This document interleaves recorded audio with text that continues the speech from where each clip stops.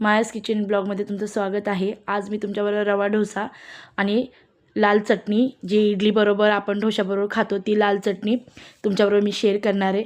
तर त्यासाठी लागणारं साहित्य मी तुम्हाला दाखवले। 1 चम्मच उडद डाळ आणि 1 चम्मच चणा डाळ घेतलेली आहे।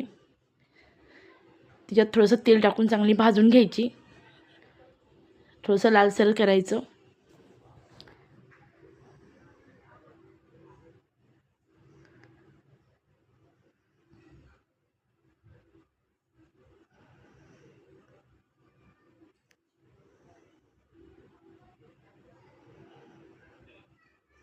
पाहू शकता डाळ एकदम व्यवस्थित लालसर झालेली आहे।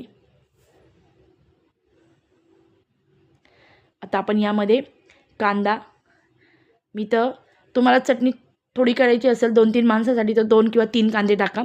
मला जास्त बनवायची होती म्हणून मी 4 कांदे घेतले।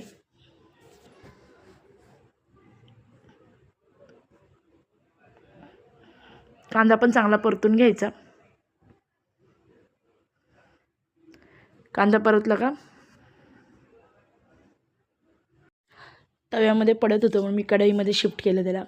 आता कांदा परतला की त्याच्यामध्ये 4-5 लसणाच्या पाकळ्या टाकायच्या आणि 4 टोमॅटो टाकायचे आणि ह्या कमी तिखट काश्मीरी मिरची आहे, कलर छान येतो। आणि तिखटासाठी 2-3 हिरव्या मिरच्या टाकायच्या। तुम्हाला तिखट जास्ती नको असेल तर तुम्ही नाही टाकलं तरी चालेल, आम्हाला तिखट पाहिजे असतं म्हणून मी 2-3 हिरव्या मिरच्या टाकल्या। मिरची टाकल्याच्यानंतर मिरची परतून घ्यायची आणि मग टोमॅटो टाकायचा आणि टोमॅटो पण छान परतून घ्यायचा। थोडासा नरम होऊन द्यायचा टोमॅटो। आणि नक्की ही चटणी करून बघा, 1 नंबर लागते डोशाबरोबर, इडलीबरोबर आणि खूप चविष्ट होते। आता आपण टोमॅटो टाकल्याच्यानंतर टोमॅटो थोडासा परतून घेतल्याच्यानंतर थोडंसं मीठ टाकायचं चवीनुसार। मीठ टाकल्याच्यानंतर परत एकदा परतून घ्यायचं, छान एकजीव करायचं आणि 5 ते 10 मिनटं ठेवायचं आणि मग गॅस बंद करायचा। मग आपली चटणी मिक्सरला वाटण्यासाठी तयार आहे।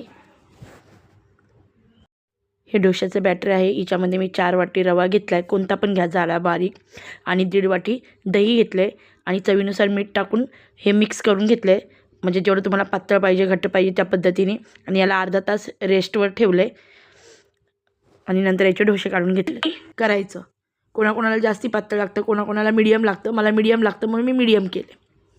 आणि असे छान डोसे काढून घ्यायचे। पाहू शकता तुम्ही डोसे किती सुंदर आलेत आणि अजिबात तुटत नाही, काय नाही, एकदम छान होतात, अलगद निघतात। नक्की ट्राय करा हा डोसा।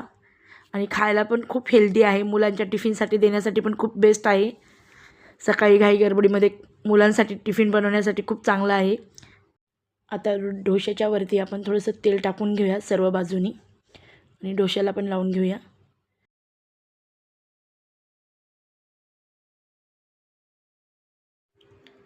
आता आपण डोसा व्यवस्थित काढून घ्यायचा। पाहू शकता अलगद निघतो।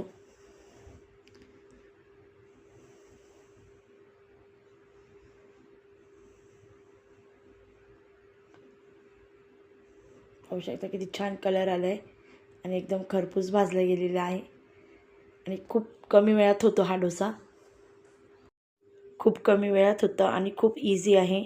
नक्की ट्राय करा ही रेसिपी आणि चटणीची रेसिपी 1 नंबर लागते। आणि ह्याच पद्धतीने मी आता सर्व डोसे करून घेते।